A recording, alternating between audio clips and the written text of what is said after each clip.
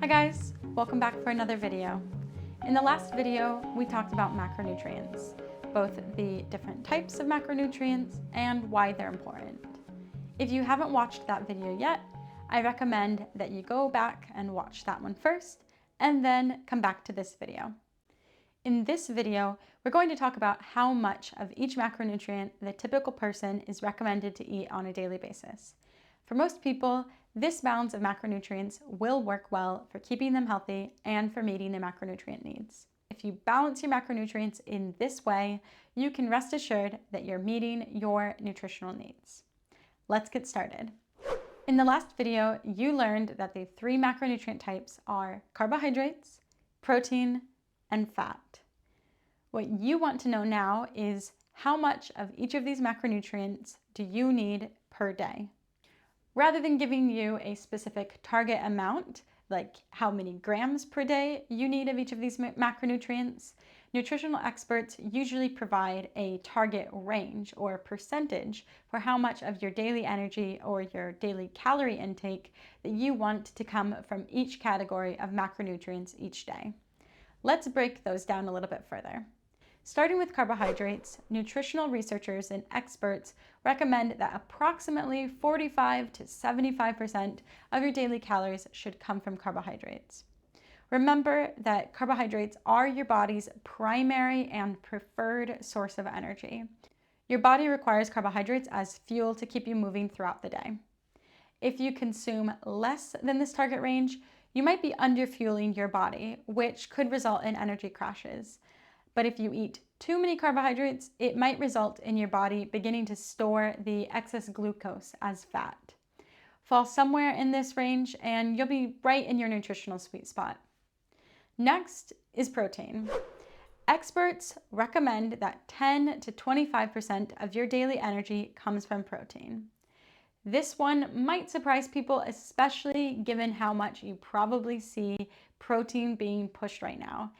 It feels like we are experiencing some sort of cultural protein craze, so you probably didn't expect that your body needs less protein than it does carbohydrates. Nonetheless, 10 to 25% of your calories should come from protein. If you consume less than that, your body may begin to feel weak or hungry, and if you get too much protein, then you do begin to increase your risk of certain health conditions. Despite the hype that protein is getting and the push to eat more protein, more of a good thing is not necessarily better. If you're getting an adequate amount of protein for your age and for your activity level, and you are feeling well, then you can feel confident that you're meeting your protein needs. Finally, there is fat. It's recommended that 20 to 35% of your daily energy comes from fat. Remember that dietary fat is important to your hormone production as well as to your micronutrient absorption. Often people cut fat in attempts to cut calories, but if you cut fat too much, you deny your body an essential nutrient. And on the flip side, if you consume too much dietary fat, then you run the risk of raising your cholesterol and an increased risk of heart disease and stroke. So, what do you do with these ranges? They're pretty broad. In fact, they're actually intentionally broad because there isn't one specific perfect macronutrient balance that's ideal for all people. Maybe you've heard of the blue zones.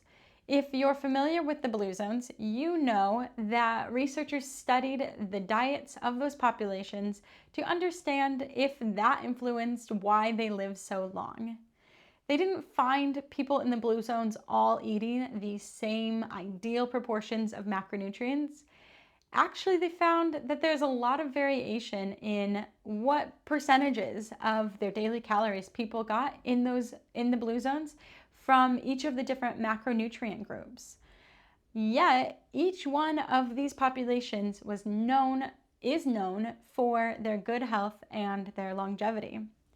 So the point is, don't stress too much thinking that there is some ideal amount of each macronutrient that you should be getting. If you're falling within these macronutrient ranges, you're doing fine. Now, I do want to address the elephant in the room. Most people don't know what to do with macronutrient percentages.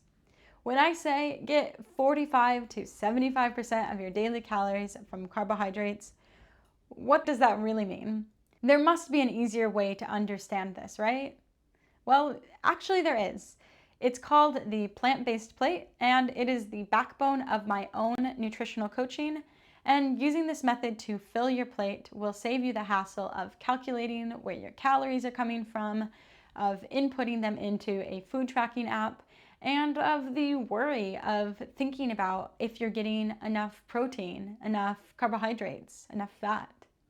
So, stick around for my next video where I will break this one method down that is going to make planning balanced, plant-based meals so much easier. Thanks for watching, and I'll see you in the next one. Bye, guys.